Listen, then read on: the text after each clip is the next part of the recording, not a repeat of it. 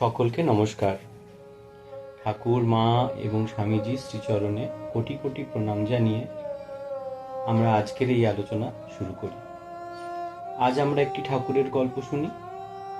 এই গল্পটি ঠাকুর এবং এক ঠাকুরেরই জনৈক শিষ্যের মাতার নিয়ে গল্প। সেই বৃদ্ধা একদিন ঠাকুরের কাছে গিয়ে বললেন, ঠাকুর, আমি তো বুড়ো হয়েছি, তাই সংসারে আর মন নেই। ঘর সংসার ছেড়ে এখন শ্রীমতী রাধারানীর সেবায় শেষ জীবন আমার বৃন্দাবনে বাস করার ইচ্ছে। তাই এরকম ইচ্ছে বয়সকালে অনেকেরই হয়। আমাদের অনেকেরই হয়তো মনে হয় যে বেশ হয়েছে, অনেক সংসার করলাম, পুত্র পুত্রবধূ রয়েছে, এক নাতি রয়েছে বা নাতনি রয়েছে, সংসারে তারা ব্যস্ত হয়ে পড়েছে, বা এক হয়তো পুত্রী, তার বিবাহ দিয়েছি, সেও ভালো আছে। এবার আমরা একটু কোথাও বৃন্দাবন হোক, কাশী হোক, কোথাও একটা যাই এবং গিয়ে বাকি সময় ঠাকুরের পাদপদ্মে তাঁরই সেবা করে, তার চিন্তা ভাবনা করে কাটিয়ে দিই। কিন্তু মজার কথা যে অনেক সময় এই ভাবনাগুলোর পেছনে আমাদের সাময়িক কোনো কষ্ট পাওয়া হয় হয় হয় এবং এই যে ত্যাগের যে ইচ্ছেটা, এই ইচ্ছেটা সাময়িক। তা এই বৃদ্ধার এই ইচ্ছেটা জানানোর পর, যেহেতু ঠাকুর আমাদের অন্তর্যামী, ঠাকুর সঙ্গে সঙ্গে স্পষ্টই বুঝতে পারলেন ওই বৃদ্ধার মনোভাব এবং দেখলেন যে তার এই সংকল্প প্রকৃত অন্তরের কথা নয়, এটা তার সাময়িক উচ্ছ্বাস বা ওই সাময়িক ত্যাগের ইচ্ছে মাত্র। প্রকৃত বৈরাগ্য এটি নয়। এবং ঠাকুর বুঝলেন যে ওই বৃদ্ধার মনে সংসারের প্রতি প্রবল আসক্তি এখনো রয়ে গেছে। তাই ঠাকুর তার অন্তরের কথা বুঝে অন্তর্যামী ঠাকুর উপদেশ দিলেন, মা, আমি তো বুঝছি যে তোমার নাতনির ওপর তোমার বিশেষ টান আছে। বৃন্দাবন, কাশী প্রভৃতি স্থানে গেলেও নাতনির মায়া কি তুমি ছাড়তে পারবে?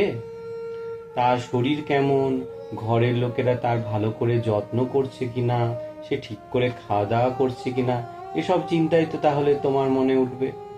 বৃন্দাবনে শরীর থাকলেও তোমার মনটি পড়ে থাকবে নাতনির কাছে। তার চেয়ে একটা কাজ করে দেখো না। এবার ঠাকুর একটি উপদেশ দিলেন। এটি খুব সুন্দর এবং এটি আমাদের সবার জন্য, যারা আমরা সংসার করছি তাদের জন্য প্রচন্ডভাবে প্রযোজ্য। ঠাকুর কি বললেন? ঠাকুর বললেন, সাক্ষাৎ রাধারানী জ্ঞানে তোমার নাতনিকে ভালোবাসতে চেষ্টা করো। নাতনির সেবা শুশ্রূষা করবে যখন, তখন মনে করবে যেন সাক্ষাৎ রাধারানীর সেবা করছো। ঠিক জ্ঞান করবে যেন এই নাতনি তোমার শ্রী শ্রী রাধারানীর একটি মূর্তি। তোমার এই ভালোবাসাই শেষে রাধারানীর প্রতি প্রেম ও ভক্তিতে পরিণত হবে। যখন তুমি নাতনিকে আদর করবে, কোলে করবে, ভালো ভালো জিনিস খেতে দেবে, ভালো ভালো বসনে ভূষণে তাকে সাজাবে, তখন তুমি মনে করবে যেন সেই রাধারানীরই তুমি নানানভাবে সেবা করছো। ঘরে বসেই তখন বৃন্দাবনের ফল পাওয়া যাবে। সব ছেড়ে ছুড়ে সন্ন্যাসিনী হয়ে ধ্যান ধারণায় যে ফল, সেই ফল ঘরে বসেই পাবে। কি সুন্দর কথা বলেছিলেন ঠাকুর।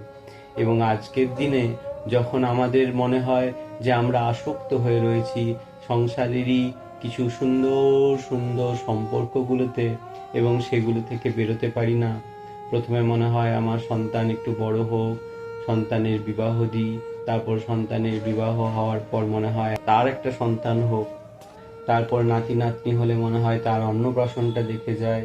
এরকম করে আমরা সংসারের যে মায়া বা মায়ার যে সংসার, সেই সংসারেই আমরা ঘুরপাক খাই, তাতেই আমরা ঘুরপাক খাই। এখান থেকে মুক্তির উপায় তাই ঠাকুর বলে দিয়েছেন এত সুন্দর, যে তার নাতির সেবা করছে সে ভাববে যেন স্বয়ং গোপালের সেবা করছে, গোপাল ভাবে তার নাতির সেবা করবে। যে তার স্বামীর সেবা করছে, সে হয়তো ভাববে যে স্বয়ং শিবের সেবা করছে। এইভাবে সংসারের আশেপাশের আমাদের যে সম্পর্কগুলো, সেই সম্পর্কগুলোর প্রতিটিতে আমরা যদি ঈশ্বর জ্ঞানে তাদের সেবা করি, তাহলেই ঈশ্বর লাভের জন্য প্রকৃত চেষ্টা করা হবে এবং ধ্যান ধারণায় যে ফল, সেই ফল পাওয়া যাবে। এই বিষয়ে আরেকটা মজার ছোট্ট উদাহরণ আমি দিই। একবার ঠাকুর বলেছিলেন যে এক তামাকখোর টিকে ধরাবে বলে রাত দুপুরে এক লণ্ঠন নিয়ে আরেকজনের বাড়ি গিয়ে আগুনের জন্য দৌড় ঠেলাঠেলি করে চেঁচাতে লাগলো। দরজায় ধাক্কা দেয় আর বলে, এই বেরো বেরো, কাজ আছে, দরকার আছে। এবার বাড়ির যে কর্তা সে উঠে দৌড়ে এসে বলে, কিরে কি দরকার? বলে, এই রকম যে আমি তামাক জ্বালাবো, তো তার জন্য একটু আগুন লাগবে। তখন সে বললে, তোমার হাতেই তো লণ্ঠন রয়েছে, আর তুমি কিনা পুরো পাড়ায় আগুন চাইতে বেরিয়েছো। তার মানে সকলের হৃদয়েই ভগবান রয়েছেন, সে কথা ভুলে আমরা ব্যস্ত সমস্ত হয়ে নানা স্থানে ঘুরে বেড়াই। তাদের সেই অজ্ঞতা দূর করার জন্যই গল্পচ্ছলে ঠাকুর একদিন বলেছিলেন নিজের দেহের প্রতি ইঙ্গিত করে, যার হেথায় আছে তার সেথায়ও আছে, যার হেথায় নেই তার সেথায়ও নেই। অর্থাৎ ভগবানকে নিজ হৃদয়ে যদি দেখতে পাওয়া যায়, তাহলে সেই সর্বব্যাপী ভগবানকে জগতের সকল স্থানে এবং সকল বস্তুতে দেখতে পাওয়া যায়। কিন্তু নিজ হৃদয়েই যদি আমি ঈশ্বরকে দেখতে না পাই, তাহলে তার দর্শন আমি আর কোথায় করব? তাই যে প্রকৃত বিবেকী সে তার হৃদয় মন্দিরে ঈশ্বরকে দর্শন করার চেষ্টা করে, তাহলেই তার কাশী, কাঞ্চি, বৃন্দাবন সব তীর্থের দর্শনের সমান ফল পায়। আজকে এখান পর্যন্তই। কেমন লাগলো আপনারা জানাবেন। ওম যথাগ্নি দাহিকা শক্তি রামকৃষ্ণ স্থিতা হিয়া সর্ববিদ্যাং স্বরূপাং তাং শারদাং প্রণমাম্যহম।